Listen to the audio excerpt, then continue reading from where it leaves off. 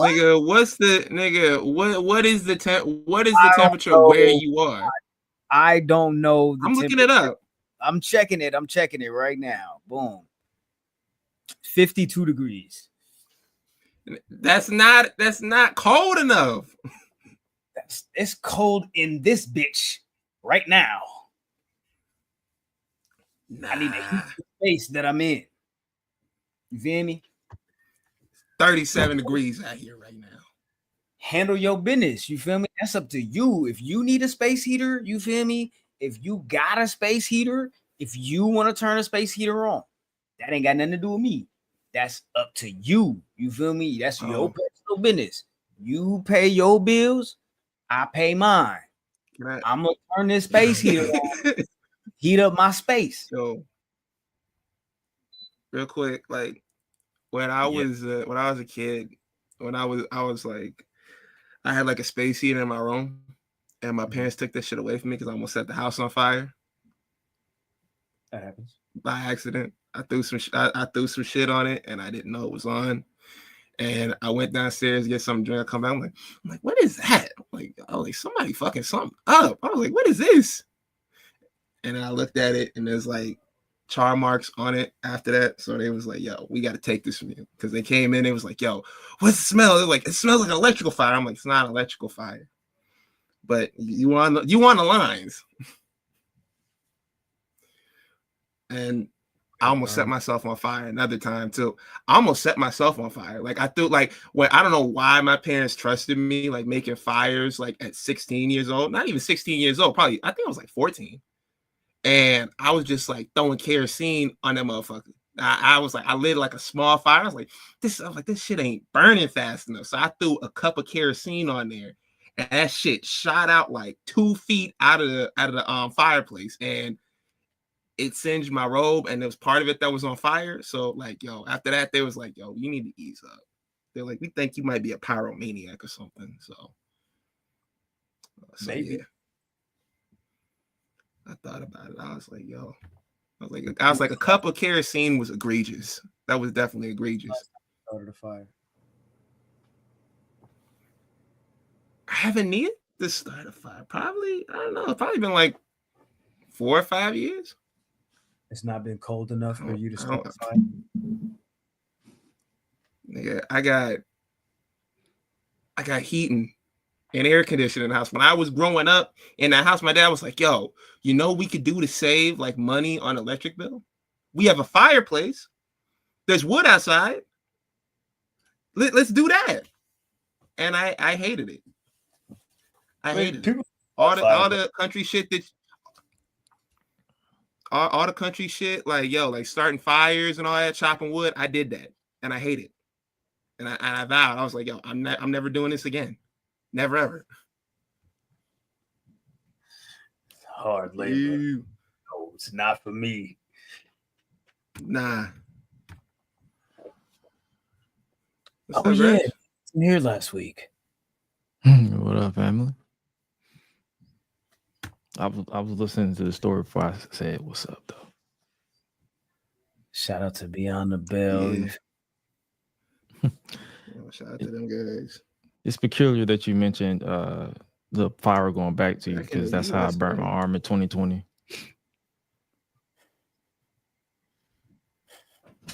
Wait, yo, what? Also with kerosene? Expound. It was basically it was lighter fluid, because I didn't realize that the charcoal was pre-lit. So when I went to light it up again, that shit flew back at me. I'm like, damn, it's crazy. That's a little better now. So, are you still traumatized? I think I got over it in 2022, because it happened in 2020, like right when the pandemic started. So it took me a while to learn how to light a fire without twitching every time I saw fire. But now I be lighting fire almost every time I throw something on the grill. So I'm good now. Nah, you was lighting fires like Eddie Murphy's uncle that he did in the stand-up special. He was like, "Yo, man, you want to start a fire? You want to start a fire? All right then." That's a fire. That's a fire. But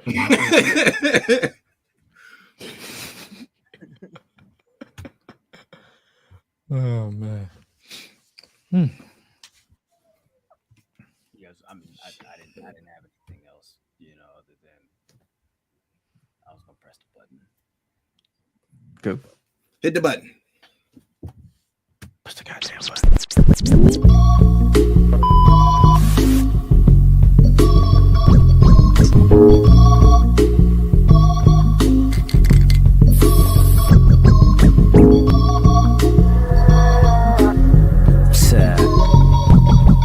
Tell him. I probably send your wish to give me some chicken. If you ain't know it, look, it's the list.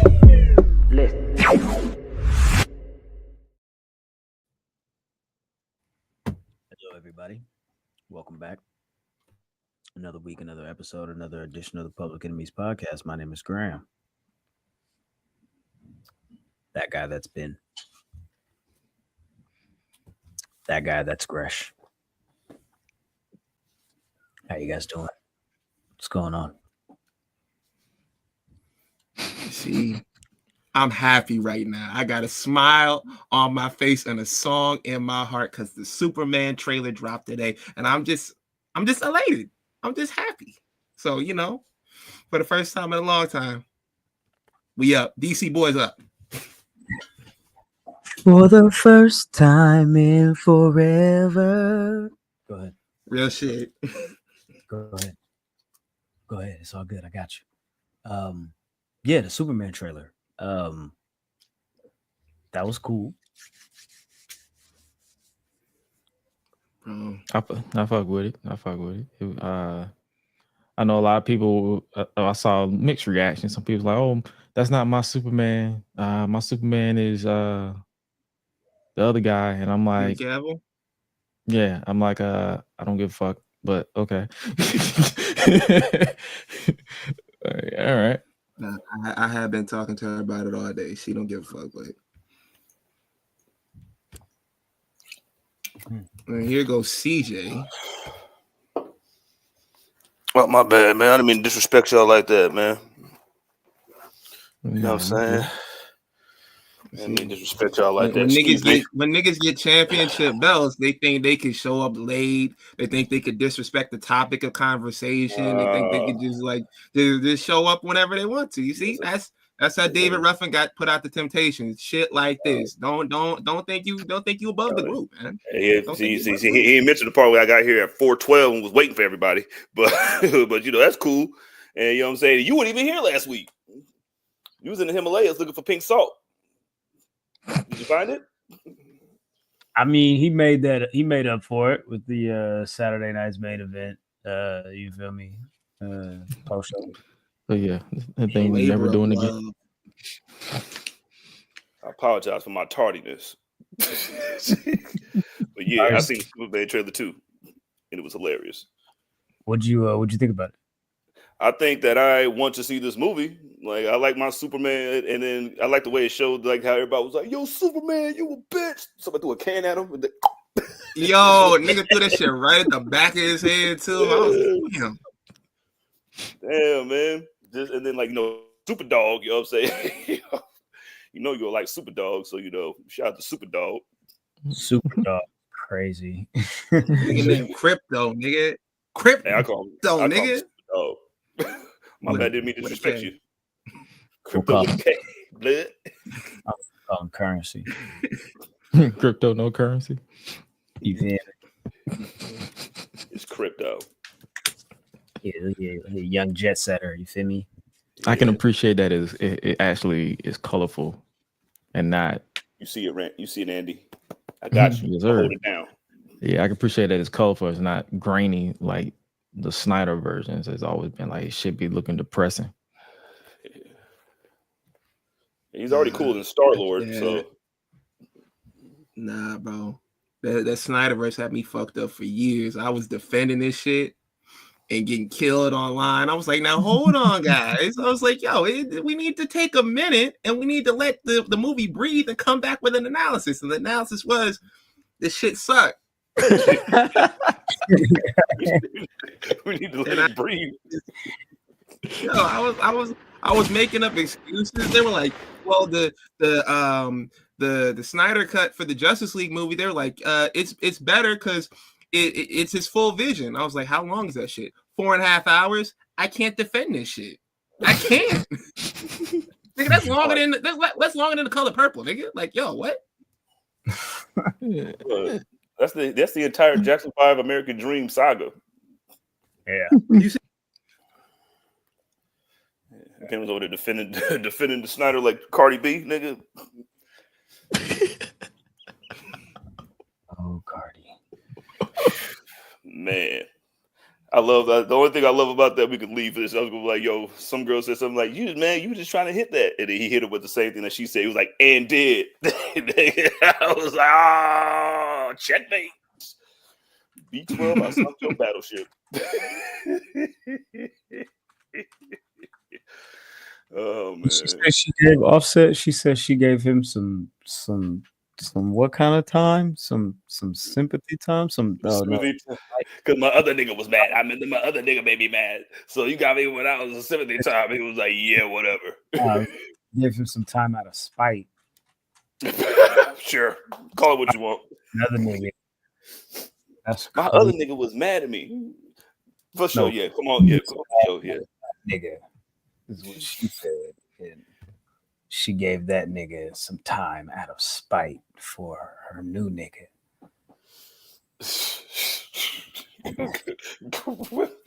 Ladies, you can't keep getting away with this, man.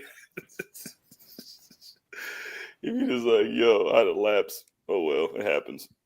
You ever been the nigga on the short end of the stick? Nope, I've been the other nigga. I've been the nigga, you know what I'm saying? I've been that nigga, you know what I'm saying? Like, yeah, I know. You look at my nigga mad at me like, yeah, all right. For sure. Yeah, doors unlocked. Lock them when you get in, too. But no, I've been on the other side of that shit, too. Like, bitch, what? We were mad at each other for 2 days. Now the nigga want his family back? Like, keep you. You want his family back. Now you want to get it together.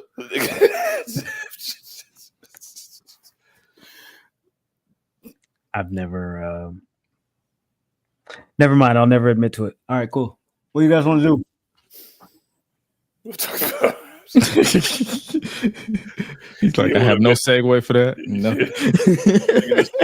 They talk about his car was violated by a dope thing last week, but you know, bang. I don't even want to get back into that. Yeah, you view me if y'all heard or saw last week's episode, y'all already know my car got broken into by a dope fiend. We don't need to relive that trauma. PTSD is still right here. That's a real issue. Yeah, Need to heal. like Gresh said, it took him 2 years to kind of get through that whole process of, you feel me, burning his arm. You feel me, right there in 2020. You feel me, like it's gonna take me a minute to get past this dope fiend breaking into my car and stealing hella insignificant shit. So Felt like Jim Ross. I'm working on it. Oh shit.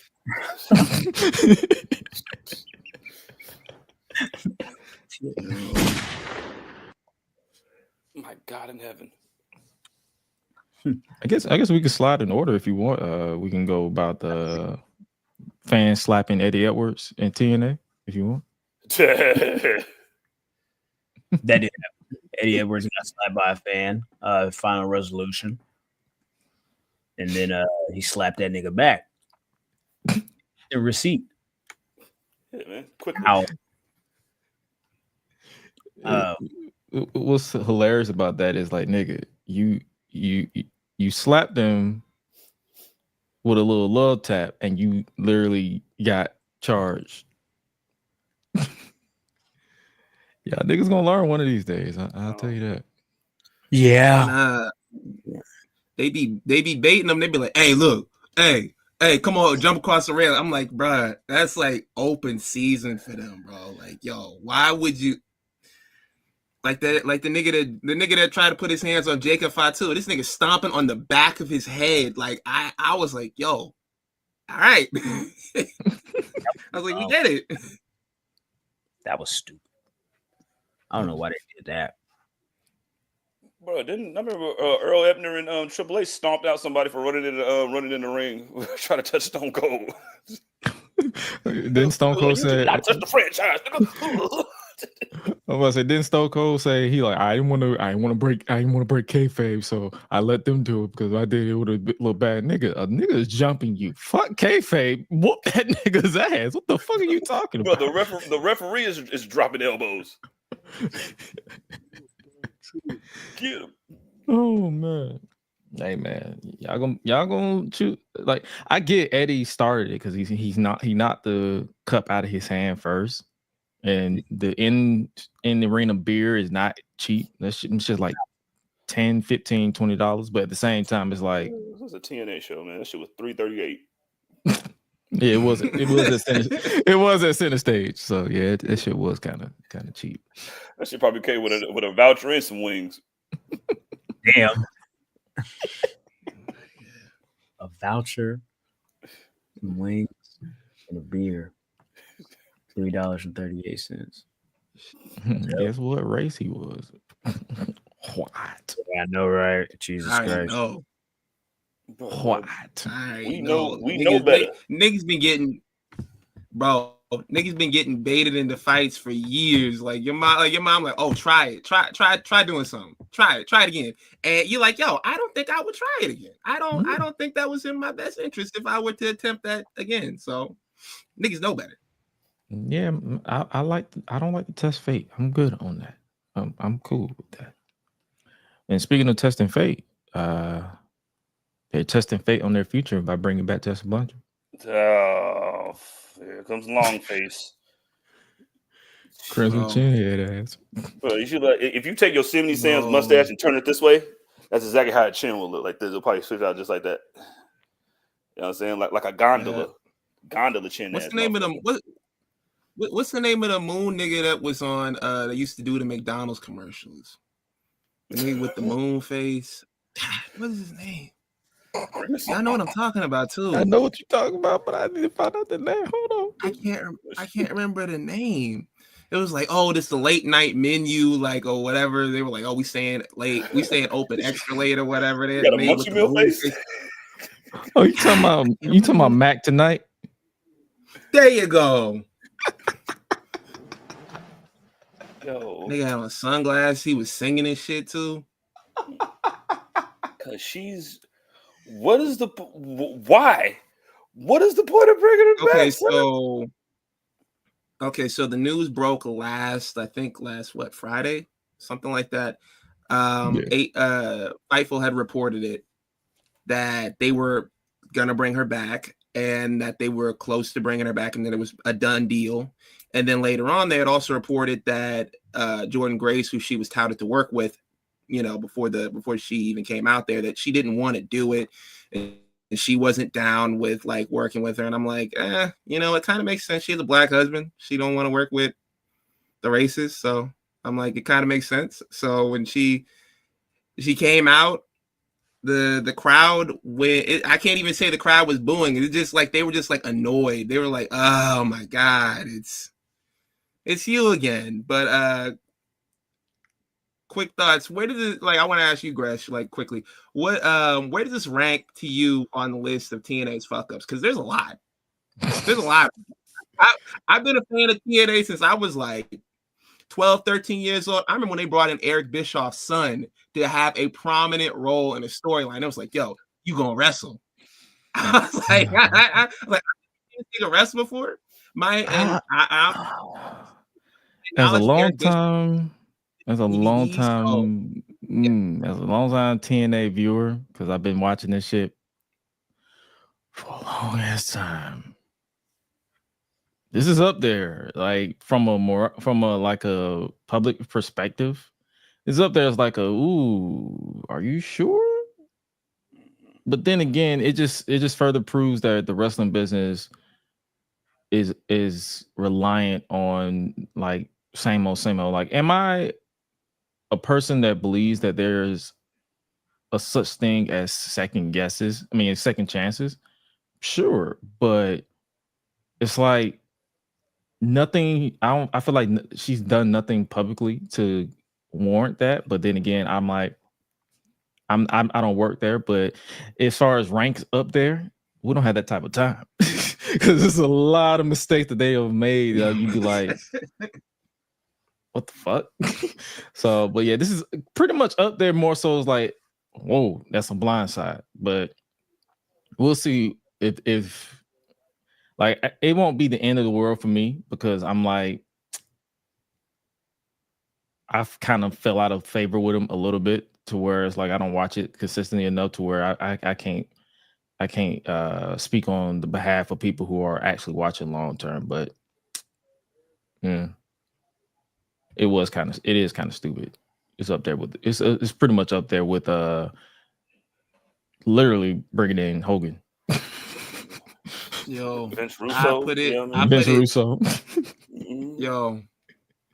Okay, CJ said Vince Russo. You say you put it below Hogan. Coming back, I put it below them. I put it third because they did switch to Mondays like one time, and they were like, "Yo, we gonna compete with Monday Night Raw head to head," and they got slaughtered.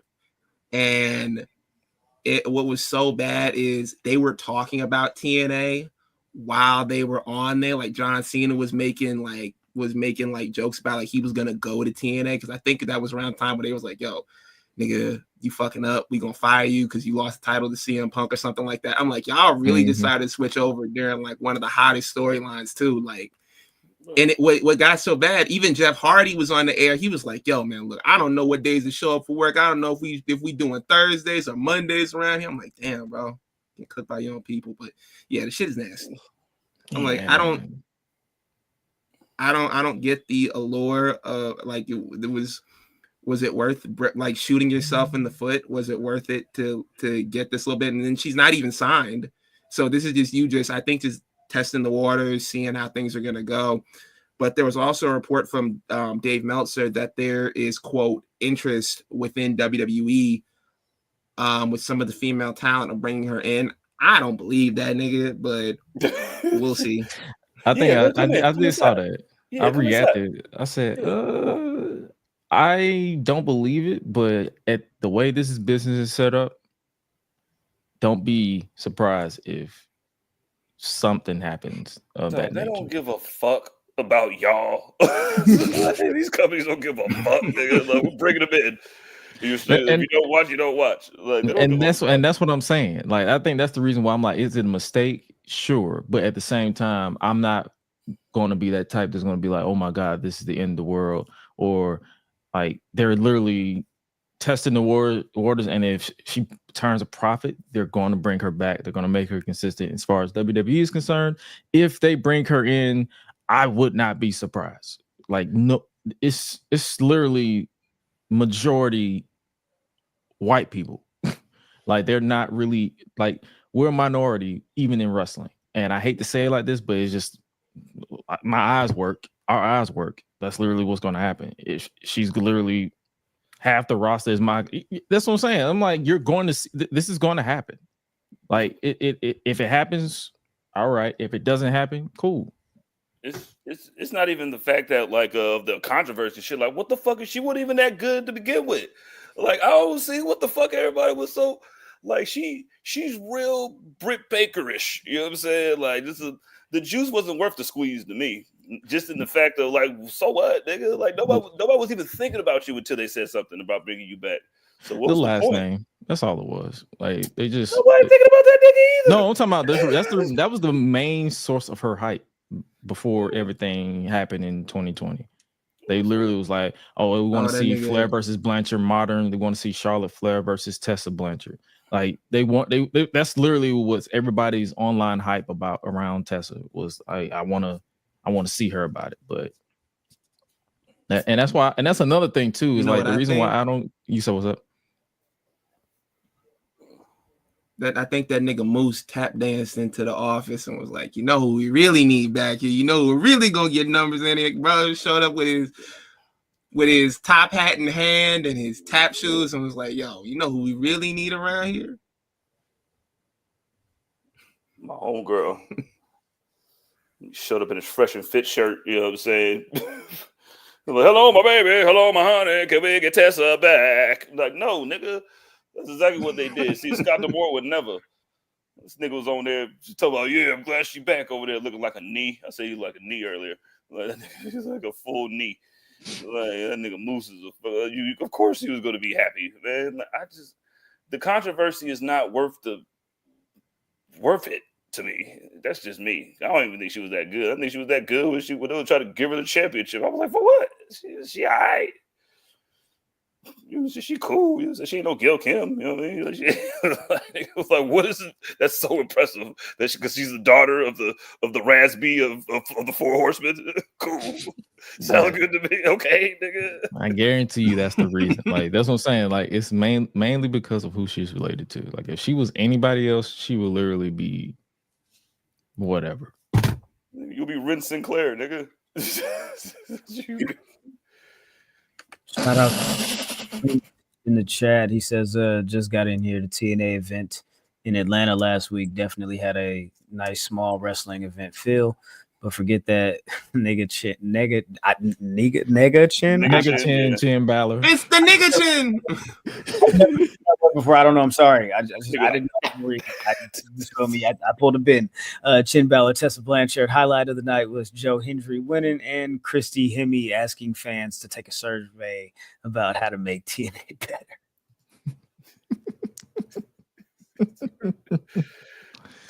But yeah, the last thing I'll say on that too is, like, I always say, if you go based off of certain apps reception, is not gonna be the be all end all, because they may be mad on Twitter about something, but then they'll be elated on Facebook or elated on Instagram. Like, I always tell people, I'm like, if you are that, like, that's why when I saw the reaction on Twitter, but then I clicked on Facebook and saw people was like, oh my God, Tessa's black, Tessa's back, let's do it. And I'm like, that's why I didn't even get upset. I was like, well. And plus, a lot of people like to hate watch, you know what I'm saying? So I think they're banking on people hate watching Tessa. But I don't think she ain't that good to hate watch, no. Like, watch something else, nigga. Like, if I want to watch something, if I want to watch the solar eclipse in real time, I would literally go put it on YouTube video. Yeah, man. You'll get Chin Diesel out of here, dog. Like I ain't trying to see. That's why TNA is always TNA, man. Yeah, man. Chin Diesel. Wow. Chin Diesel, yeah. Back tonight. That was crazy. That was wild. I didn't remember anything about that. I had to pull that up on the joint over here, and I was like, damn, that's unfortunate, because like she really has one of those faces. Something like that. Like, it's melted inwards. Yeah, let me speak to your manager face. You know what I mean? That's crazy. On the Odyssey face ass. I ain't never seen reverse 3D face until I saw her. I'm so sorry. Oh, that's enough. Oh, my bad. I'm sorry. Just wow. It's just rude, you know. Being disrespectful to someone, you know. But I mean, the disrespect had already happened, so it's all good. Whatever, it is what it is, you know. Hey, that's not. If you're not here for that, I'm sorry.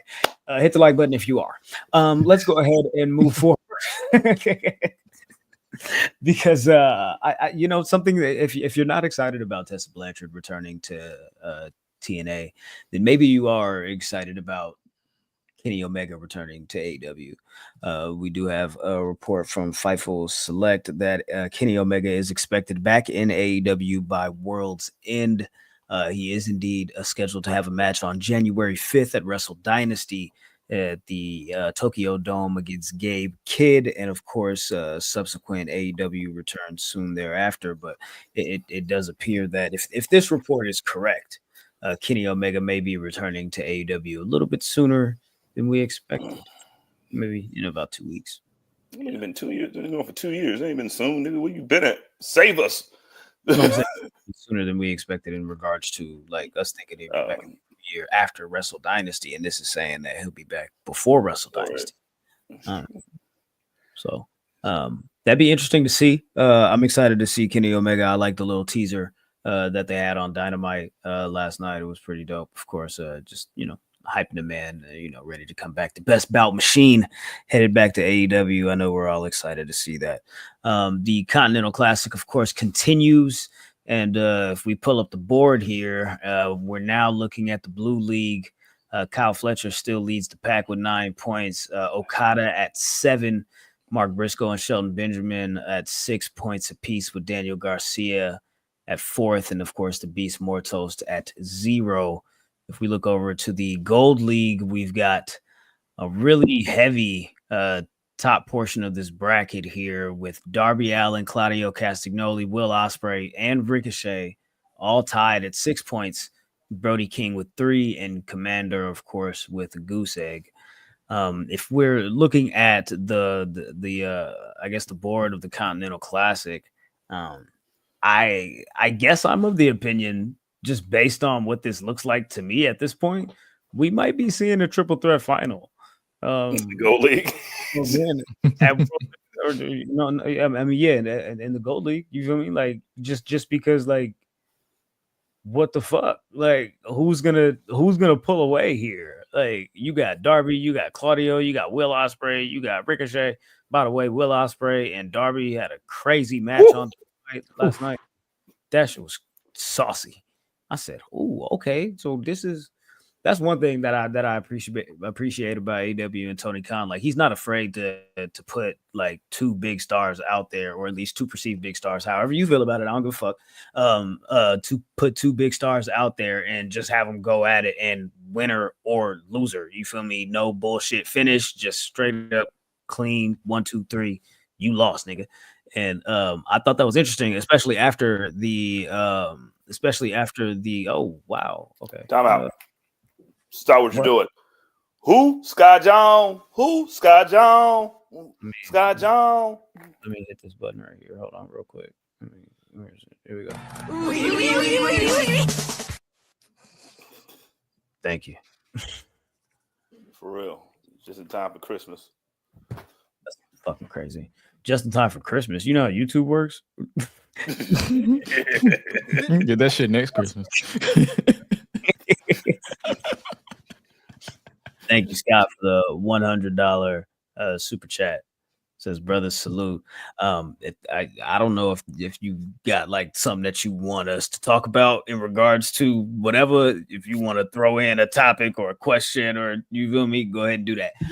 If not, damn, that was crazy. That was love. Yeah, I wasn't expecting that at all.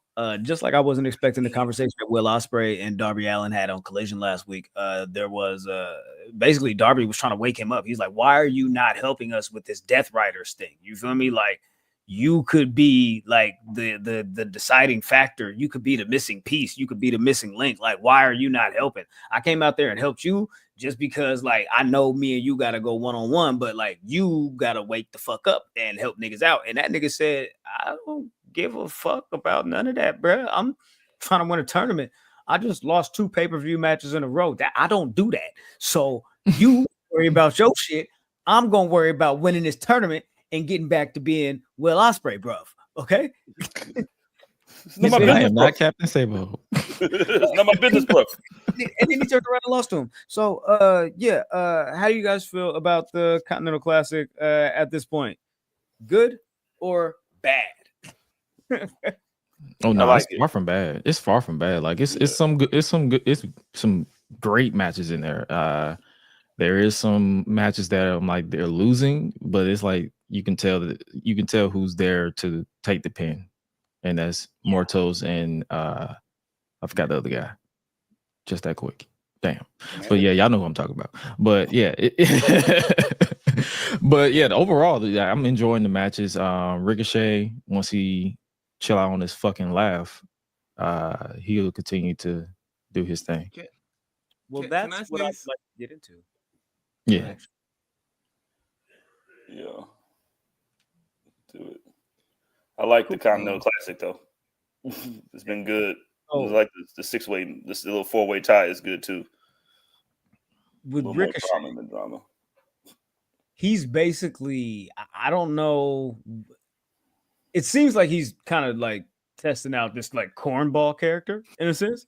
Like he's just being like overtly a goof. Yeah. Like with the Jadakiss laugh, with the awkwardness that happened between him and the Hurt Syndicate. By the way, they came out there and ripped up the business card that they gave him. Bobby Lashley choked that nigga up by his neck and they basically rescinded the offer. Ben, go ahead. I like it. I like it. I'm not mad at it because like maybe a month ago I said he has to do something different than what he was doing in WWE because I was like, it's a carbon copy of, you know, his run where he's doing the flips and smiling at the camera and doing all that type of stuff. I'm like, it's the same. But with this character where he's doing like the corny laugh, which I don't see as Jadakiss, if we're gonna be honest, he sounds like Morris Day to me, like at the end of Jungle Love when he just start making noise. That's what shit sounds like to me. But I'm a Young Thug ad lib.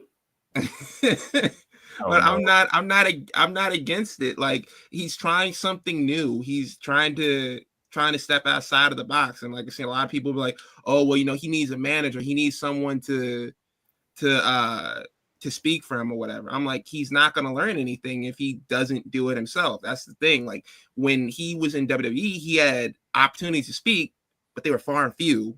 And they limited the hell out of that nigga. They was like, yo, we're not giving you a 10-minute promo, buddy. Like you get this little backstage interview and be thankful with that. So I'm happy he's taking chances and he's getting an opportunity to see, you know, what he can do. And maybe it works out, maybe it fails, but at least he's getting the reps in. That's all I'm gonna say. And he's getting the wins too. You know what I mean? Getting the wins. So he's actually looking good. Like that's what it means. Like that's the important part at the end of the day. He's in the running in the 4-way tie with 6 points. So I mean, Bobby Lashley just fucking grabbing him up and then fucking ripping his car like that nigga was so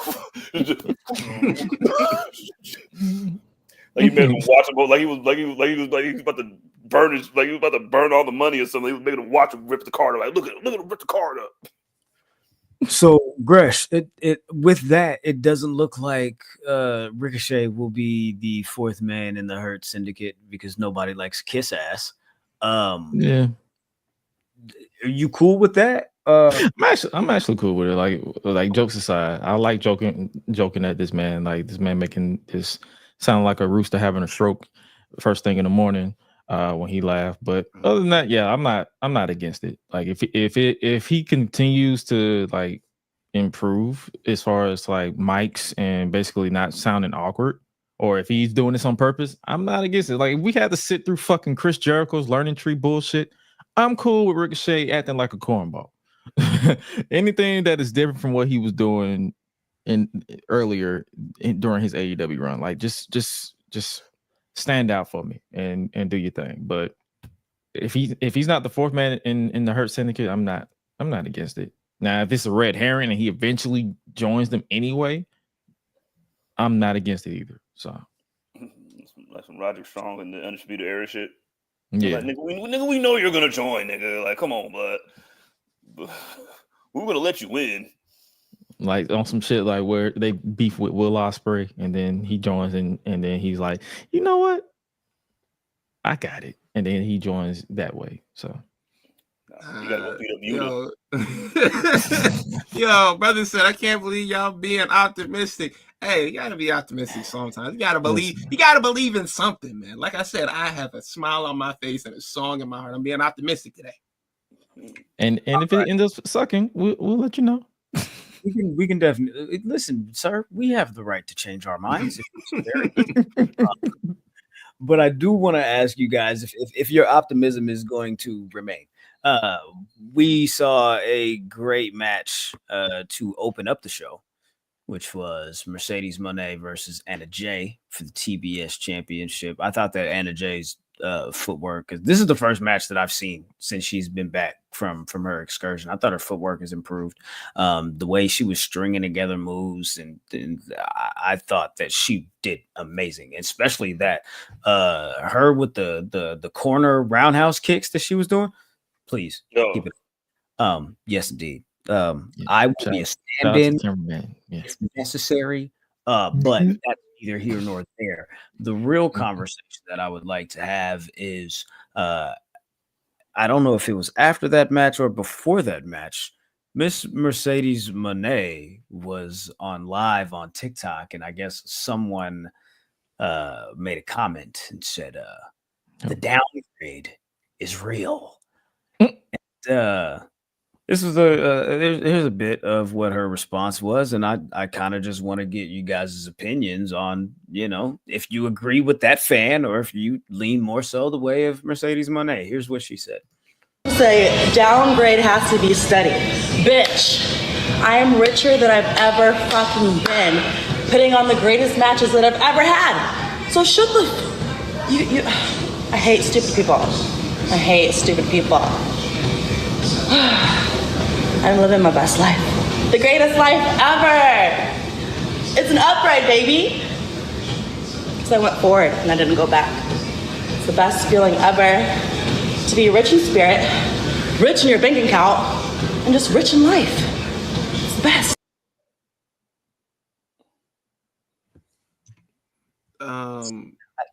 And she said it's not a downgrade. The downgrade doesn't need to be studied. It's an upgrade because she went for it and didn't go back. She went forward and didn't go back. Stupid people. Stupid people. Oh my God. So I agree with her. I think that she's been able, because since she's been in AEW, she's been the biggest woman's draw since she's got there. You know what I'm saying? She's literally bigger than the world title, her title. You know what I'm saying? So that's true. Literally.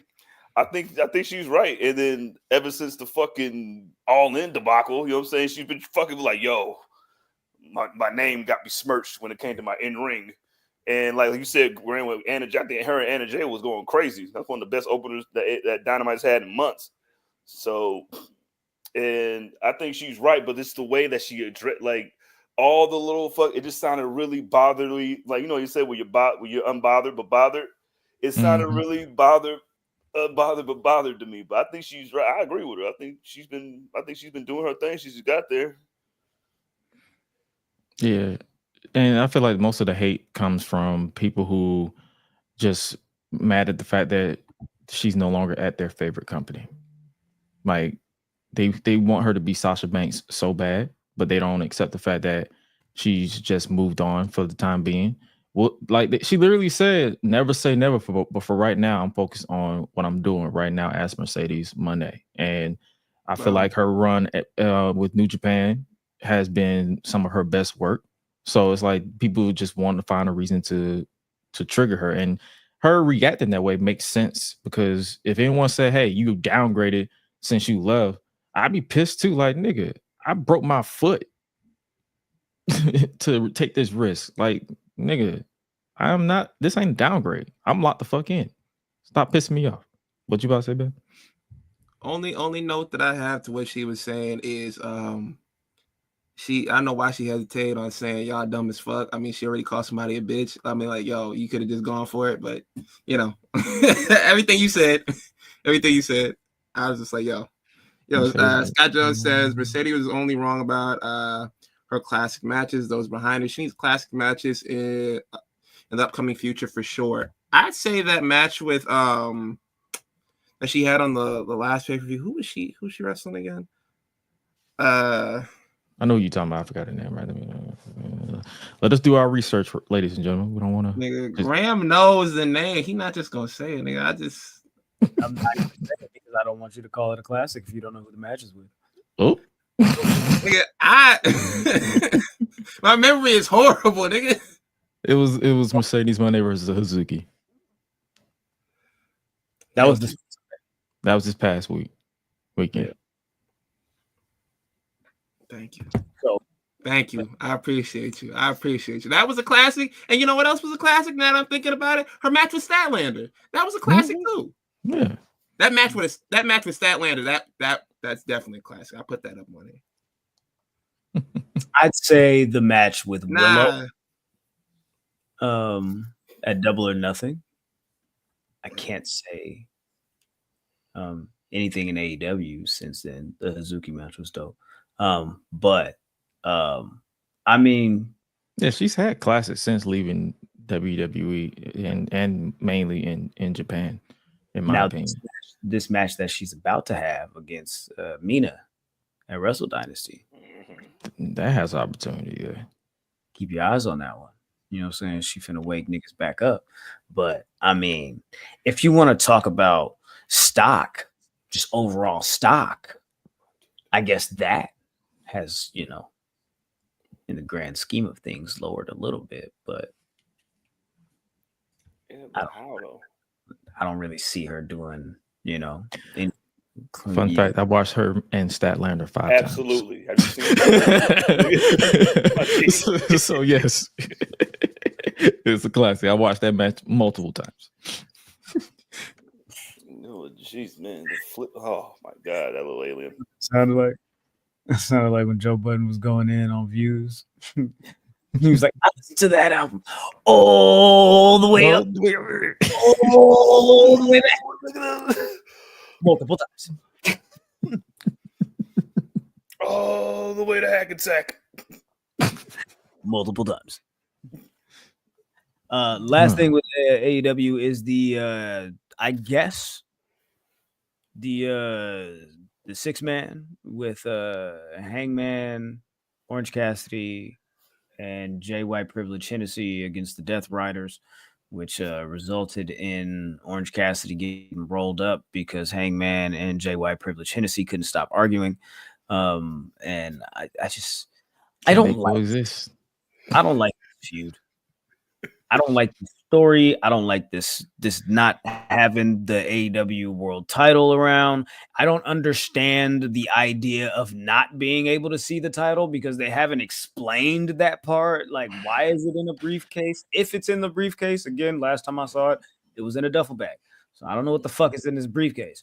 But man, I kind of want this shit to be over with so we can get to whatever the fuck is next.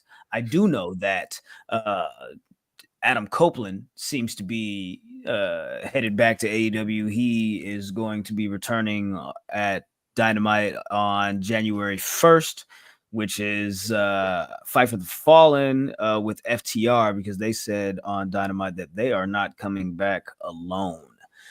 So I'm assuming that Copeland, rated FTR, will be joining them January 1st, Dynamite Fight for the Fallen. Actually, that wasn't the last thing. This is the last thing, because on that same episode, January 1st, Fight for the Fallen, AEW will be simulcast on Max. All AEW programming airing on WBD networks will also be available to stream on Max on demand after the live broadcast.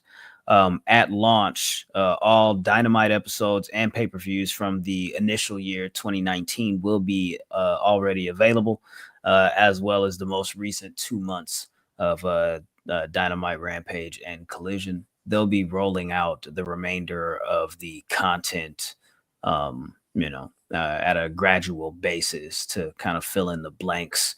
And in regards to pay-per-views airing on Max, that's going to be down the line. It's not going to be immediate.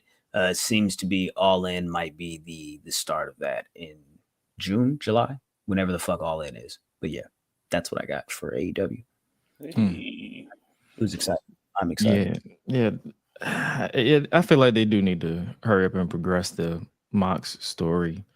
It's still pointless wiggle babble to the point where I do check out and just be like, okay, yeah, he said that.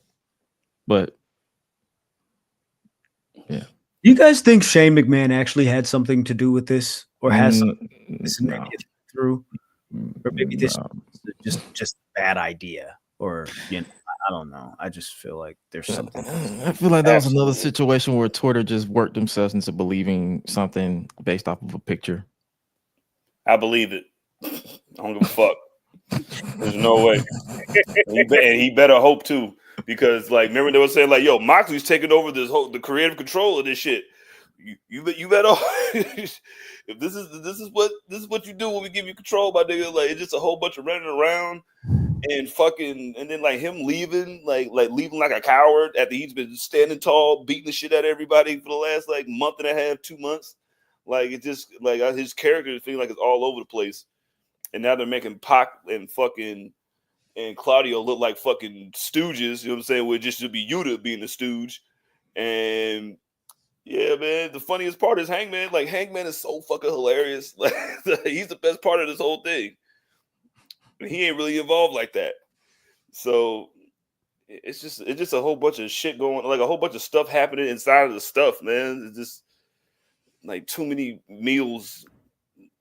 Like too many cooks in the kitchen. What do they say? Yeah, too many cooks in the kitchen. Yeah, Yeah, it's just too much shit going on, man. It's a big mess right now.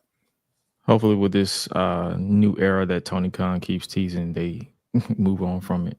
New era, Nigga, can he save us? nigga, how many New new era. errors are you gonna have? That's what I want to know. It just seemed like every year it's like, yo, a new era, nigga. It's a new era, nigga. How many eras are you gonna have, brother?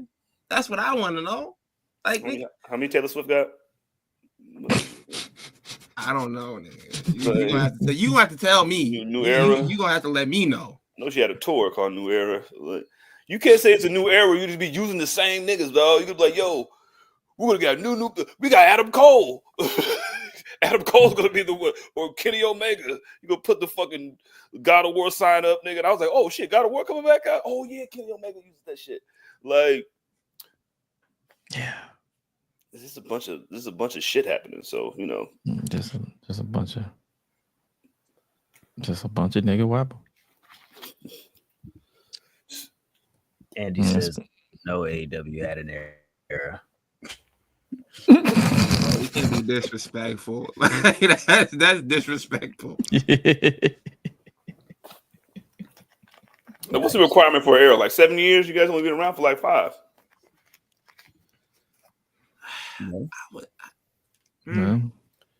I say about maybe like 5 years. You could call it an era.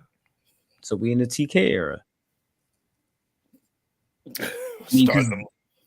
They only, I think that whatever the fuck that was with the damn, what the fuck is them niggas' names? The goofy niggas with the mask, purple.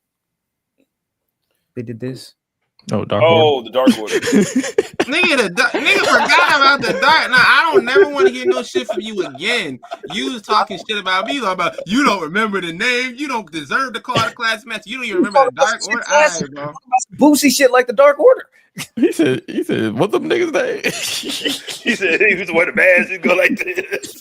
The Boosie shit with them niggas and the bad punches only happened like a year into AEW, and that's when Tony Khan was like, all right, I gotta be the one to man this ship. So it gotta be the TK era. Hey, you know something too? Sinbad is part of the Dark Order. He is in the Dark Order. I seen that shit. I was like, they're pushing that shit for like the first like 6 months. Like Sinbad apparently like was talking about it on Twitter, and it was like, "Yo, you part of the group now." And yeah, he's part of it. I don't even think Sinbad know what the fuck is happening. What else we got? Speaking of the TK era, TKO they got a clean house apparently. What? Ever get fired? Nah, that Lee Fitting situation over. Yeah. What's going on? A new report came out yesterday, revealing that Lee Fitting was dismissed by ESPN August of 2023 due to misconduct allegations from current and former employees, basically saying that he was objectifying women and making sexual jokes and other crude jokes in the workplace, and that it went unchecked for years. A WWE spokesman had no comment on the allegations against Lee Fitting. They declined to make a comment. So it's shit looking murky right now. I'm like, you got rid of a nigga that was out here objectifying women before, and he was calling them ugly and shit like that. And it was like, yo, they gotta have better bodies. And then also, you're in the midst of a huge sex scandal, like with Vince McMahon and all that type of stuff. So having this man around, it just seems, it's not in a good light. Yeah, they really need to overhaul their vetting process for sure. I thought they did that already. You know what I'm saying? That's why they didn't have Vince McMahon on the board. You know what I'm saying? We vetted that. They need to do it again. This nasty nigga to slip through the cracks. You know what I'm saying? Like, white. And this is always what white people shit that they get in trouble for, telling dirty jokes, nigga. Like, duh, nobody wants to hear that shit at work, my G. like my nigga, like, I'm off in 2 hours, nigga. I don't give a fuck right now about what you're saying. Like, for real. Bro, there were also, like, I saw some of the things that were said. He was apparently talking about his sex life with his wife and shit like that. And I don't know why people do that shit. Because I've been at work and I remember this dude was like, yo, man, look, this is a picture of my girl. And it was like he was dating like a 60-year-old woman. He showed me that shit. I was like, nah, bro. Why you showing me this shit? I don't want to see nothing. I don't want to see nothing like this. It's hurting my retina. Emotional damage. Nigga, I went straight to HR when I got back. I reported that shit. I'm like, nigga, I'm like, first off, I don't want to see nothing. I don't want to see none of this shit. Second off, the bitch was old. Oh, I'm sorry. The lady was old. She was an old lady. I was like, I don't want to see it. And the dude, he got mad at me after. He was like, we're supposed to be like boys or whatever. Like, you're not supposed to report that. I'm like, first off, brother, I am like 19 years old and you are 46. Why are you showing me this?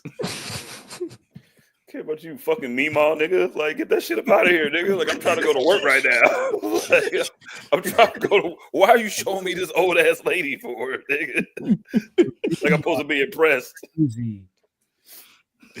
It's like, oh, it's the fact that you 19 and he in his 40s showing you that shit. We're supposed to be boys. Like, bro, grow the fuck up, for starters. Supposed to be boys, nigga. Like, in what, nigga? This is a 46-year-old white man from Boston. I am not your fucking boy. I was like, yo, what are you? Don't say boy around me, because I'll be thinking something else. You see it? Yeah, look at that. Yeah. Look at it now, boy. Look at that. Yeah. I guess to close out here, I do agree. Yes, indeed. The WWE needs to overhaul their vetting process.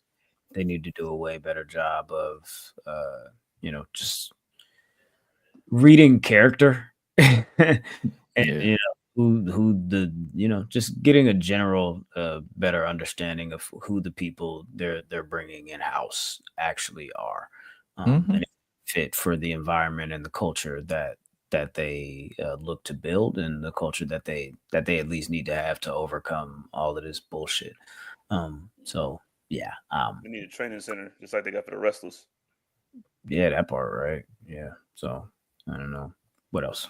Speaking of wrestlers, Becky Lynch joins the cast of Star Trek Starfleet Academy. Is that going to affect her pending return to WWE? If not, do we think that's just gonna be a situation where, hey, she's just gonna do this on the side and then she'll be back in the fold? Oh man, price of the brick going up. You know what I'm saying? We started filming. As of now, we haven't got any updates on when filming starts. So,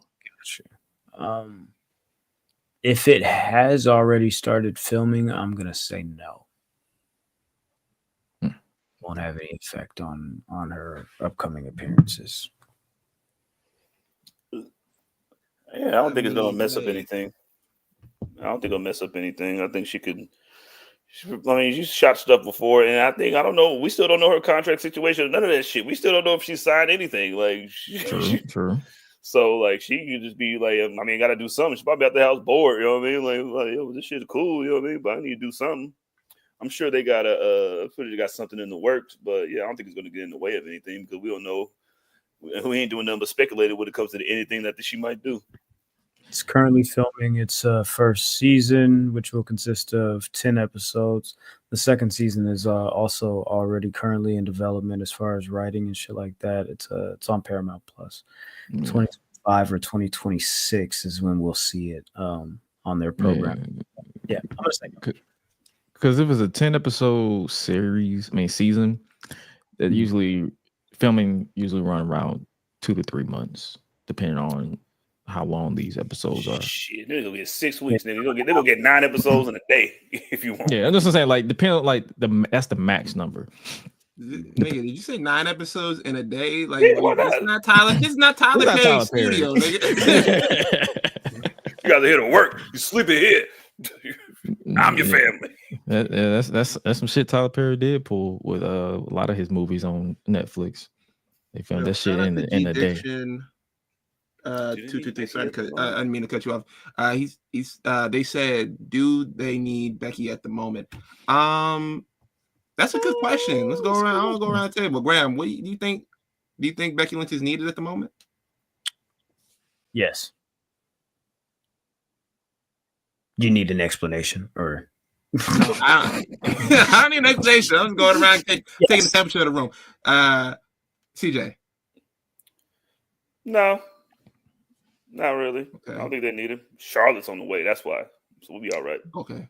All right. Grash. I definitely don't. I'm not missing her at the moment. If she comes back, I'll be like, oh, cool. But as far as like, do I feel like her absence is missed? Not necessarily.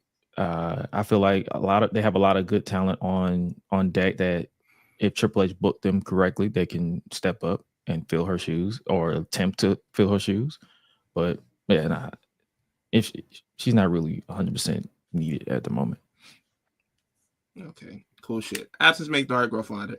Oh yeah, Tony D also got from NXT is got booked for a CW show as well. So that's CW. Yo, he definitely one of the fans from the other school just like yelling racial taunts. That's what he's doing, and that's what he's doing on All American. I was gonna say he's gonna be the defensive coordinator, but all right, yes, that's good. Nah, bro. No, he built like a PE teacher. You know what I'm saying? So, yo, hey, real quick, is he in the cast of that show? Or was he just like a guest star? I believe he was a guest star, but I could be wrong. Man, if he's a guest star, they used to do that shit all the time. Like Batista was on Smallville, and then they had like Kane was on there on an episode, and like it's not like this is what they do. They're like, hey, yo, you part of the CW family? Send one of them niggas over here, bro. Man, hey, speaking of CW, it's a guest starring role for D'Angelo. Season 2 of Wild Card. Gotcha. Wild Card. Damn, I was close. Go ahead, CJ. Speaking of CW, let's get to NXT, y'all. Oh yeah, working on my transition, baby. Shout out to me. Pat myself on the back. I want to talk about the first thing I want to talk about is Ethan Page. Ethan Page came out and gave his Mark Henry style speech of like, oh, I just don't have it anymore. I think I lost my smile. And, you know, shout out to HBK playing the hits like he always does. You know what I mean? That's my boy.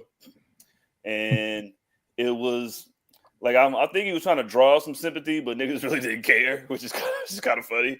And then, you know what I'm saying? Javon Evans comes out and then he's like, damn, cuz you lost your smile. And then Ethan was just like, what?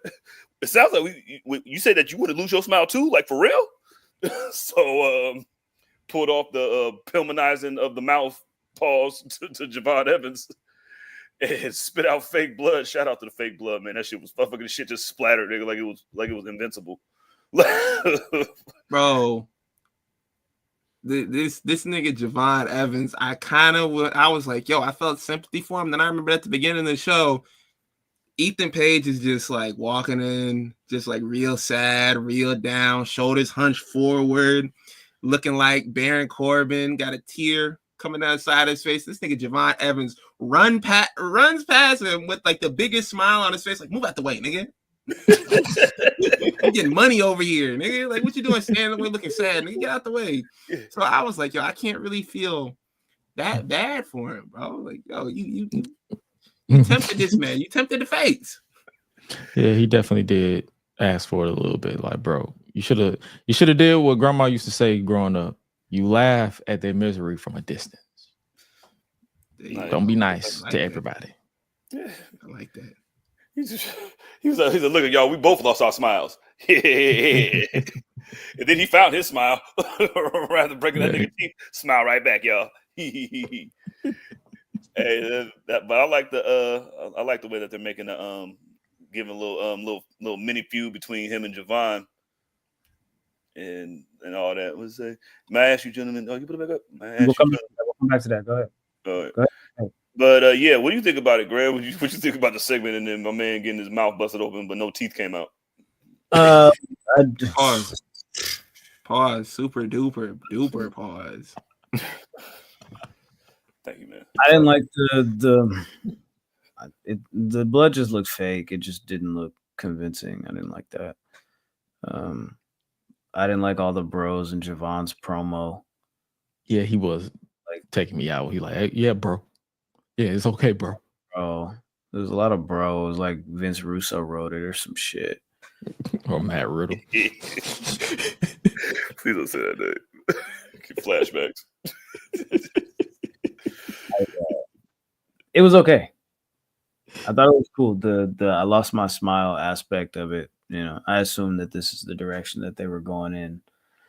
I think after like Halloween Havoc, and they kind of elongated it a little bit, and here we are with this program. But I don't know. It was cool.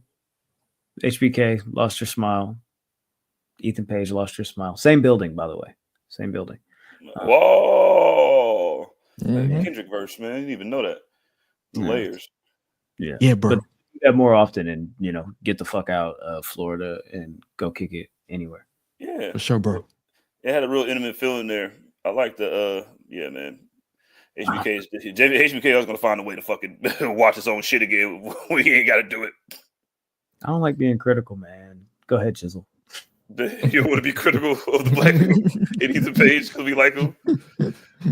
Well, I got something I can be critical of. What about this finish to this fucking Eddie Thorpe, Trick Williams stupid match, man? Like this shit was Shawn Michaels coded too. Also an HBK Triple H finish, I believe, right? Yeah, like 6 of them. Yeah. But all like half of 2013 and 2014, like half of their matches for the world title ended just like that.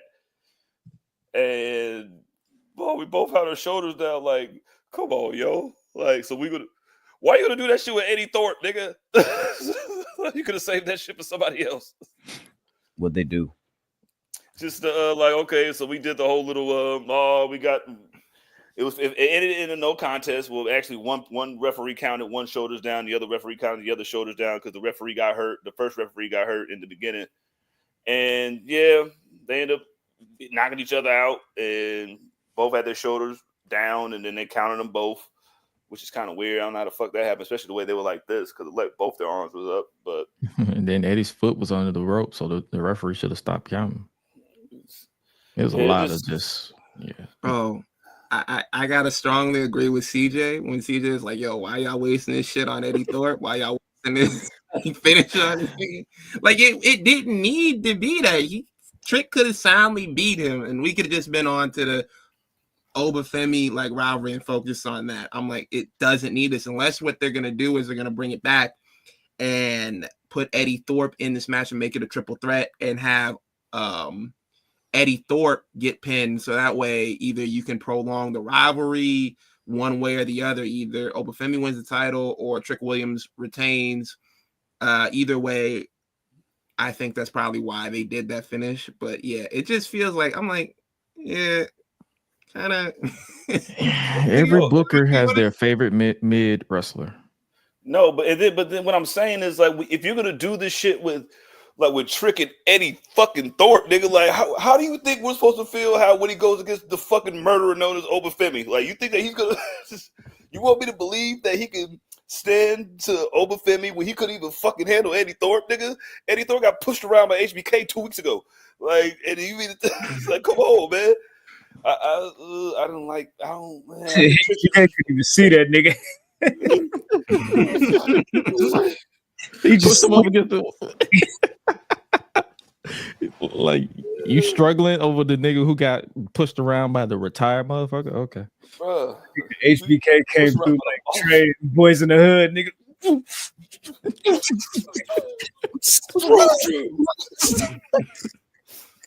I'm like, he's gonna call HBK Melvin. Melvin. Every time I try to fuck with a nigga, I gotta end up like this. And he goes, one lucky motherfucker. Well, hey, man, the coldest, man. Never mind. Those for a reason. Yeah, man. Yeah, they use this to set up a 3-way just to have Trick and Oba at stand and deliver. I feel like it is what it is. That probably is what it is, and I'm like, yeah, if that's what it is, like I can't be too mad at it. But, yeah, I don't know, man. I ain't really had nothing else for NXT because nothing else really still. Well, Wes Lee was talking to Tyson and Tyreek, like just in the back because Tyson was like, "I'm tired of losing." And he was like, "Yo, chill, bro. It's cool. It's cool. Like, yo, we went out there and did our best." He was like, "Fuck our best, nigga. Our best sucks." We lost the fucking Hank and Tank of all people. We lost the Hank and fucking Tank. You want to shake these niggas' hands and shit? Like, you kidding me? And then here go Wesley popping in like, like, hey man, I heard y'all niggas got some beef. She's like, you need to start thinking like him, you know what I'm saying? Because like if it was me, you know what I mean, I ain't taking losing lightly. And then he just walked away. And then he was like, yo, give me a pound. What's this rumor about Wesley may or may not be injured? May or may not be injured. Yo, why do they always do this? I have no idea. I think there was something in regards to the main event tapings that they thought that he kind of came out of that a little banged up, but he's at the NXT tapings. That was, I guess, tonight for next week, so he's good. Oh, okay. G Dixon said it seems like a new step. I mean, I can see it. I mean, that will help. I think that will help push Wesley's little thing. Like you saying, nothing says heel when you get a new stable. You know what I mean? Right. So that would be dope, man. It was just hilarious how he was like, "Nigga, I'm tired of losing," and then Wesley was, "I'm tired of seeing y'all niggas lose." Fist bump. And that was it. That's how groups started. Yeah, man. That's how this podcast was started. You know what I'm saying? Fist bump. Wait, that was not the conversation. It wasn't. God, man, let me lie. Oh, yeah. I can't be the only person that's just trying to throw out fake ass narratives. No, it's my job. You do NXT, nigga. I do lies.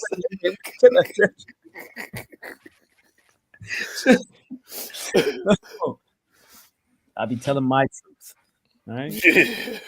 That's what you got for us, bro.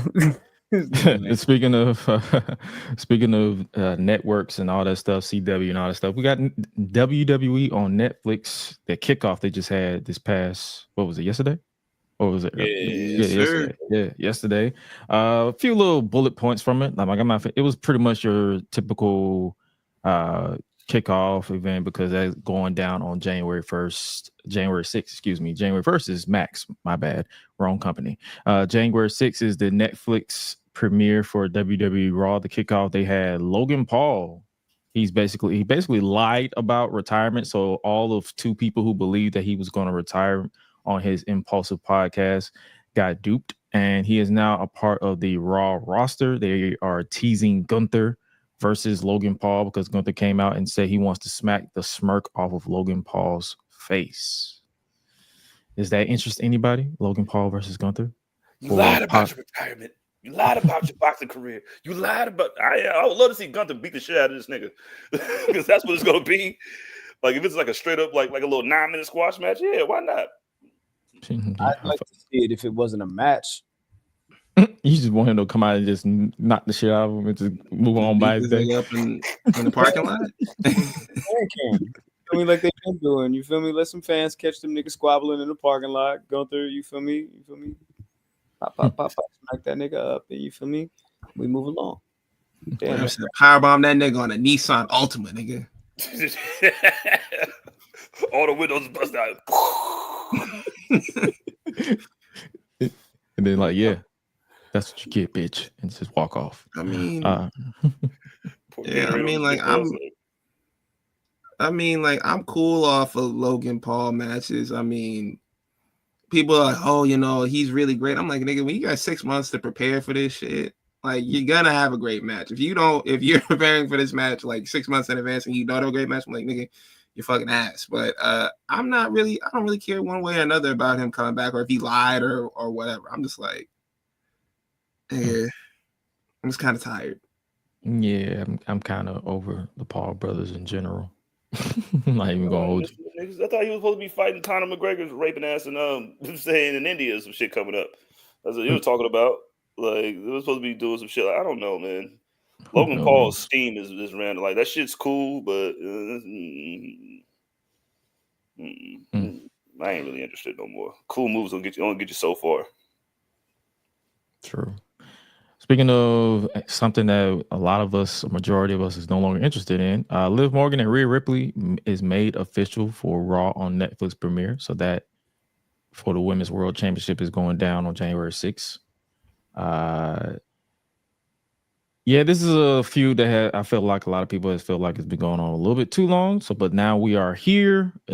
Hopefully it's going to culminate for this show, and then they just move on, or they're probably just going to just say, you know what? We got 3 more matches in us. We're going to have it at the Royal Rumble, and then we'll end it there. But I am in the hope that they end that shit on the premiere.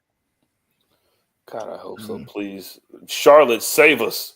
Like we need fucking anybody. Yo, man, it's just like because it's looking like shout out to Liv. Like Liv winning that match against EO was at the Saturday night's main event. Was you know what I mean? Oh, I mean, no, my bad. When they last fought, I ain't gonna fuck this. You know what I mean? But yeah, when they fought, you know what I mean? I think it was good for her to win clean, you know what I'm saying? Because that was the most legitimate thing she's done since she's been the champ.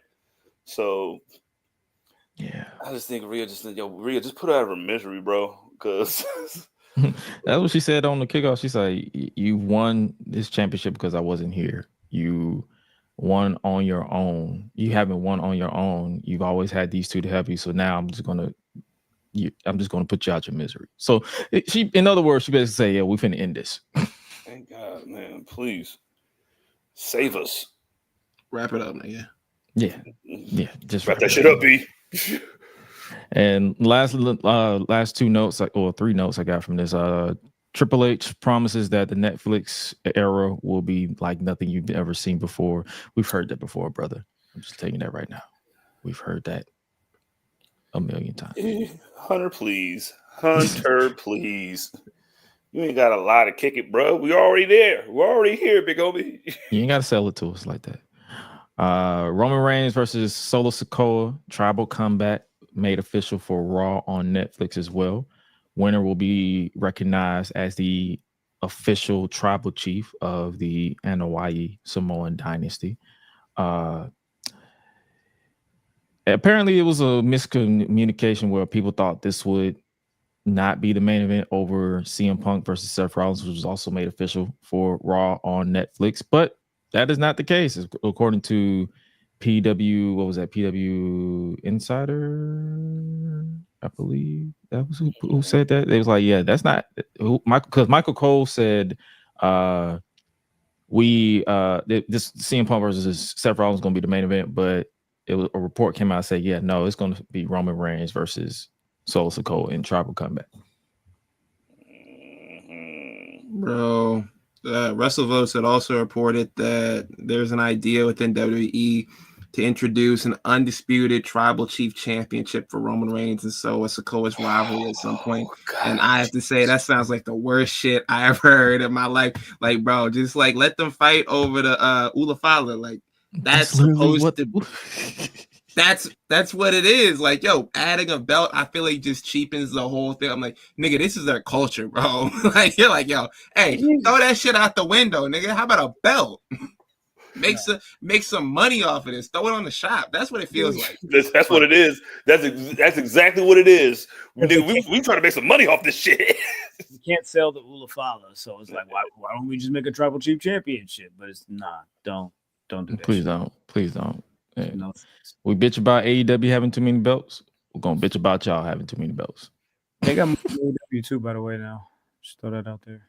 You said And what? they can use the Rock's belt that they gave him. The People's Championship belt. Yeah, just throw tribal chief on it. Horrible. When is Hikaleo starting? That's the part of the story that needs developing. But as far as the tribal comeback, will this match? Do you see this match ending clean, or do you see somebody debuting, returning? The reason why I say that because the last time they said, "Oh, the tribes will be spectating," it was a whole bunch of interference, and that was Roman Reigns versus Jey Uso at SummerSlam last year. So I definitely see some interference on this one. 100%. So Yeah, you got to. yeah. Also, a little bit that we briefly talked about on Saturday night's main event post show, as well as Kevin Owens and Triple H had an altercation. Where, as far as this kickoff, that Kevin Owens officially proclaimed himself as the real WWE champion, still rocking the winged eagle belt. So we're definitely getting in that third Cody versus Kevin Owens match at some point, possibly Rumble, maybe, or a little bit At before. what point does he spray paint an X on the belt? That's all I want to know. At what point does he say, "Yo, man, I'm the real champion"? We gotta do that. But I'm not mad at it. Like having like the Wing Eagle belt, get some more time on TV and the house shows. It's cool. Plus, it's funny because this was Cody's whole MO, and this was the thing that he wanted, and just Kevin Owens just walking around with it, like, "Yo, this is what you wanted. Now it's mine." I love this shit. I think it's a good idea, and especially with them saying like, "Yo, man, look, we're gonna like Cody, like they're running the injury like angle after the package." What was it? What did he hit him with? The Package power driver. Package power driver, like at the end of the Saturday night's main event, and having him be out for like a while or whatever. I think it's cool. And then also just having him just walk around with there for like 2 weeks, like to finish out like the last 2 meaningless weeks of wrestling in 2024, because that's what it really boils down to. Yeah. Like just having him do it at house shows and like showing up to like TV with it's pretty funny. So I'm cool with it. They should do it like they did with Ric Flair, nigga, and then blur the belt out every time he has it. You know what I'm saying? Just like blur it. so it was like, we're not even gonna acknowledge this nigga being the champ. This nigga Kevin Owens like, yo, I'm walking around with your dream on my shoulder, and you're in a neck brace. Damn. Do you think You deserve it. you guys think we get Cody back first or Randy back first? Cody. Probably I think you get Cody back first. He had a worse pile driver than Randy's did. And Randy's already been gone for 6 weeks. I just wanted to know. But like, but his was up. His was, facts. Randy's old, and then on top of that, the package power driver, they've been allowed to do that. This was some old shit. They said we haven't seen none of it. When they start talking about like Stone Cold, I was like, yeah, he gonna be out for a minute. They're like, yo, Stone Cold got his neck broke on the pod. I was like, yeah, he gonna be out for a minute. Yeah, Randy got a nice little vacation. Like the Undertaker just didn't tombstone somebody 4.5 months ago. But all right, yeah, he got it. For sure. For sure.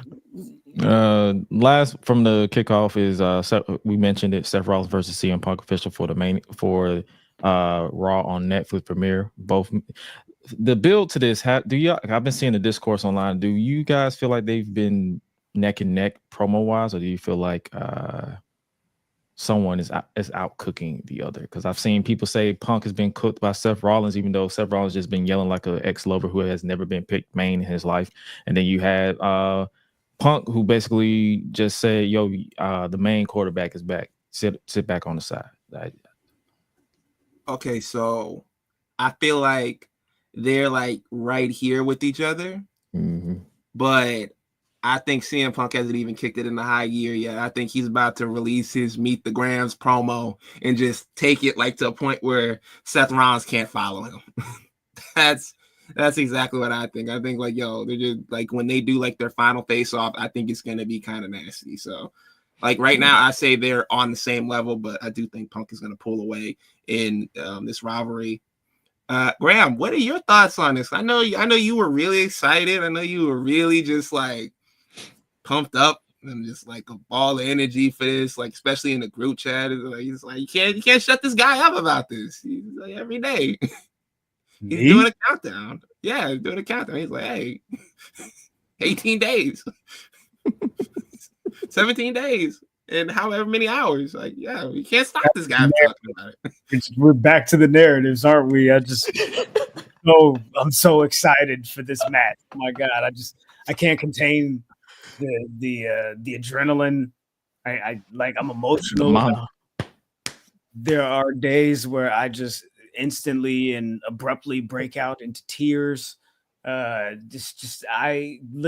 don't know if they can keep this shit going until WrestleMania. I don't know why the fuck they booked this match for Raw on Netflix for them to be the main event, to not be the main event. Now CM Punk's gonna be pissed off.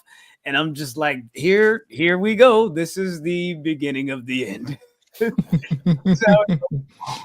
This is how things go left.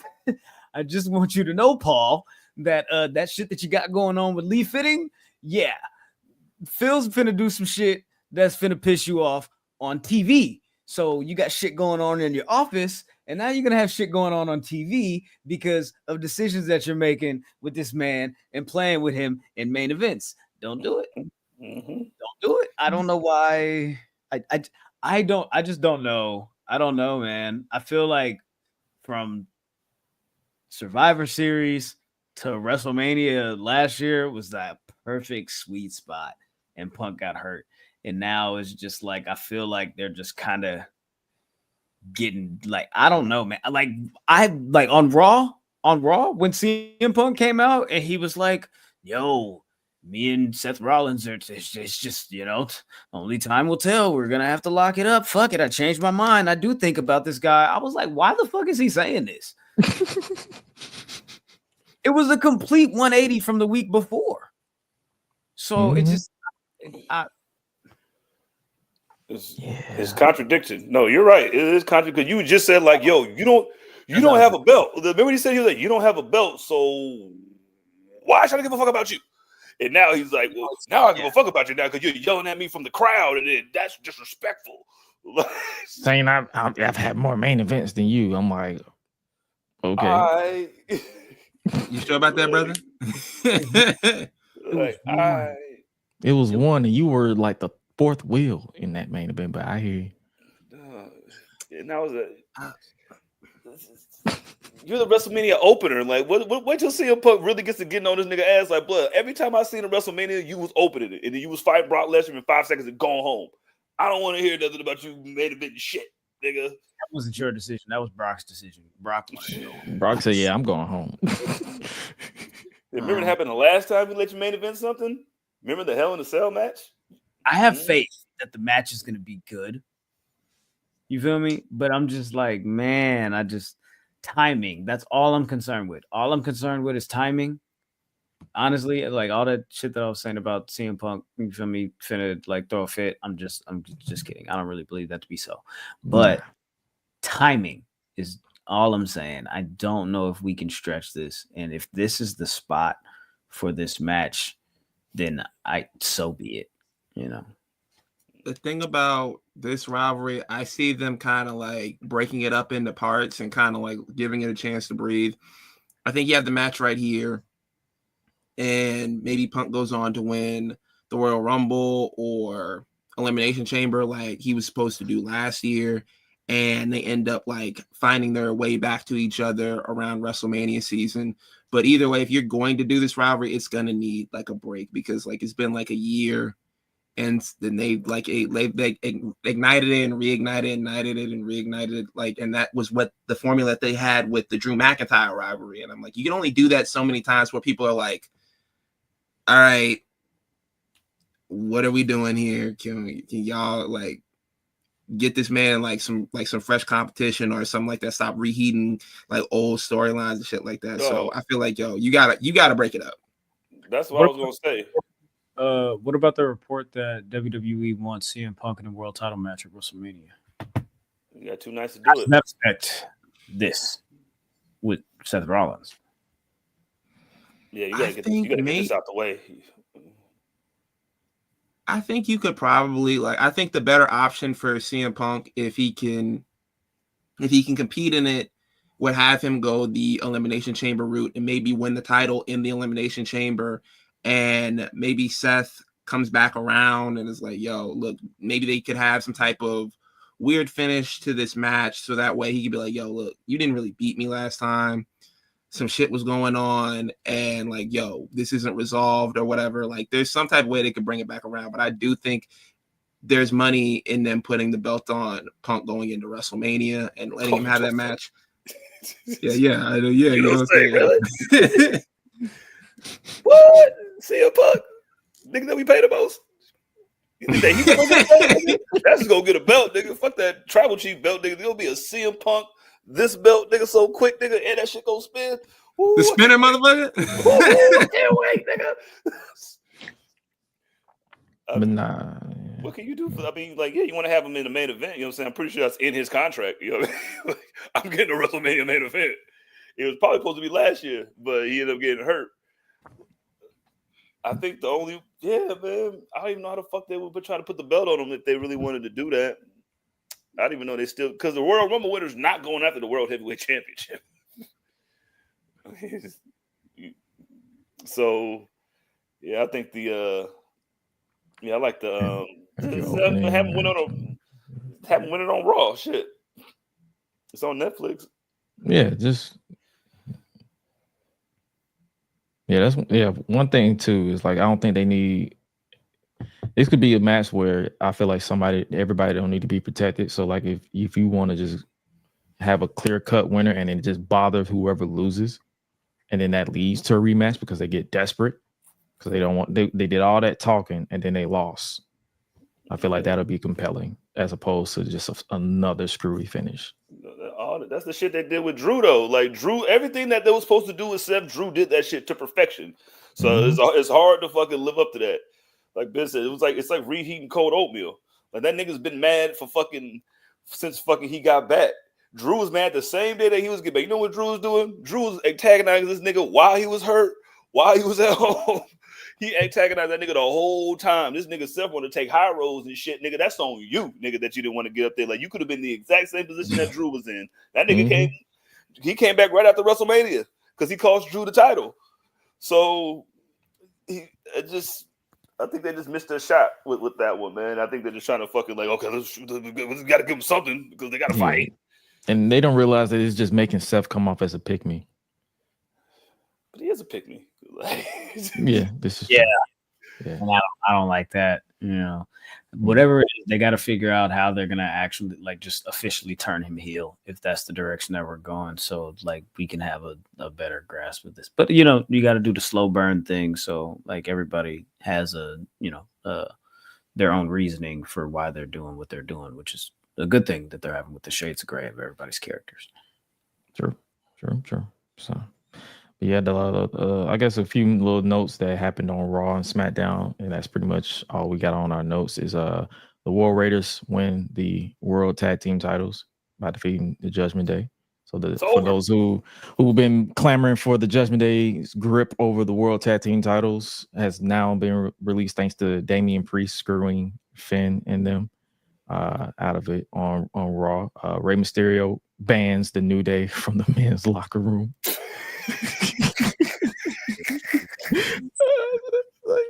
Bro, if y'all turn that mask around and go take over anyway. Like that dude never tightens his mask anyway. Kick him like, get out of here, nigga. He pulls his hoodie over his head, tied it straight, like, nigga, shut up, nigga, move, nigga. Tell told me to go. So who gonna stop me? You? Okay. And then over on SmackDown, Naomi volunteers to step in for Jade Cargill as the interim women's tag team champion. You know something, guys? Naomi did that shit. She did that shit. She guilty as fuck. She guilty. He definitely did that shit. Like, bro, like I was trying to hold out hope. I was like, you know what? It might have been Charlotte. Nah, bro. It making it too obvious. It was you stepping in. Like, yo, man, I compete for the belt. I'm like, yeah, that's real. That's real convenient. That's real mighty convenient of you. And you last week, you done missed all these opportunities, huh? Yeah. First and second for the Intercontinental joy. You know, so, just she's like, hey y'all, heard y'all looking for Bianca was like, oh shit, what the fuck you? Oh yeah. Jump scare. Yeah. Yo, she did that shit, bro. God, she did that shit. Yo, like, bro. Like on top of that, I'm like, they've confirmed, like internally, they've confirmed that Jade Cargill really is injured. It's not just some storyline. So this is gonna be going on for a while. I think the payoff is gonna be great. And I also like, I'm cool with it because it kind of delays like Jade Cargill's heel turn because everybody thought she was gonna be the one to say, you know, fuck the big three. It's just Big Me. But Naomi saying that is a twist that I didn't see coming. That will be compelling because she's been Miss. I hate to say it like this, but she's been Miss Goody Two Shoe, feel the glow for so long. So she like, yeah, we're big sisters, but it's like now it's time for me. Merry Christmas to you all. No, I'm y'all OG. Like, that's what she gonna come like. I'm y'all OG. Like you ain't gonna be treating me like I'm. You know what I'm saying? Shout out Vin, man. Merry Christmas. Treat me as such. Vin says, Merry Christmas to you all, like 3 other podcasts, and that's it. May Graham get a better lock for his car. Chicken tenders uneaten by a junkie. May Graham actually lock his car. That's all you gotta do. That's all you gotta do. Just hit that button. You feel me? Hold on. And I had a conversation with Graham about this since I missed last week's episode after the post show for Saturday Night's Main Event. I said I'm scared. Like I would never be able to tell. Like I be throwing shit in the floor when I get in the car, and I wouldn't even notice. I would have been like, I'll probably put that shit down there. Like my car charger missed. I was like, I probably took that in the house for whatever reason. Like I wouldn't have noticed this. You'd have ate that chicken finger, wouldn't you? You know what? That reminds me of the best thing that I heard all week. The best thing in wrestling all week. It wasn't a match. It wasn't a promo. Didn't have nothing to do with none of that. The best thing that I saw in regards to wrestling this week was just coming to grips with and understanding the fact of, and just the surprising and very exciting news that Jada Parker can clean the meat off of a chicken bone dry. Shut it down, nigga. All right, nigga, shut it down. I didn't say this. Ava said this. I'm just saying that, man, listen. Wow. Listen, 3 games like TV Kirkland. Slow clap. Wow. I'm just. Miss Parker. Yo, man. Usher, give her a cherry, bro. All right, follow the show at the Enemies P3 platforms. Beat us there, don't meet us there. My name is Graham. Oh my God, Graham. Everywhere like air. That's what I got. Yeah. I'm the champ, big champ, Jizzle again. At least until I don't know. They'll probably make me defend this shit somewhere. But yeah, that's me. Yeah, _that's _me with 2 E's, like champion. You know, there's no E in champion, but you know. I guess before we get up out of here, though, officially, Scott Jones asked us a question. May I ask you, gentlemen, who y'all think will be the next call up for WWE, NWA, AEW, TNA, MLW, etc.? I'm guessing you're asking who's the next that will be popping up in WWE. Probably gonna be Penta. You know what I'm saying? Oh, You seen the zero with the thing in it. I definitely see Penta. Yeah, definitely Penta. After Penta, that's out of everybody. You saying like from everywhere? Yeah, Anywhere? that's basically what he's saying. Anywhere. Penta, then Jordan Grace, then Ricky. Sure. Yeah. Just like in that order. Yeah. I think in that order. Penta, Jordan Grace, Ricky Starks. That's how we see that. All right. Ricky definitely he can't wait for that contract to end because this nigga posting like subliminal tweets and shit like that. And crashed out on the inside. Jericho could go to GCW. He was like, all right, bro. You're like, This is what it is. Cool shit. All right. You're waiting for that contract to end. Like a nigga to put in 2 weeks notice. Like, yo, y'all want me to do what around here? Nah, bro, I'm good. I'm good. But yo, you can follow me on Twitter, Instagram, TikTok at _son of Mars _. Yes, sir. And you can follow yours truly at is Gresh. Ayo is Gresh everywhere else. And yeah, so hit up the Patreon. Happy holidays. Merry Christmas. Because I believe, do we have one more episode before Christmas or? We are here next week for an intimate holiday setting episode the day after Christmas. On Chinooka. It's the first day of Chinooka. Yeah, the first day. We did have Chinooka. Shakaloff. Yeah, that's crazy. We'll be talking about some Christmas memories. We'll be talking about World's End, that show, preview and predictions. And I think that's about it. But Cujo will be joining us, so he'll be back for that one. And so it'll be a 5. It'll be 5 on 5. Hey, starting 5. Fun with that. Yeah. Other than that, stay tuned. Stay tapped in. Stay dangerous. No, he just got here.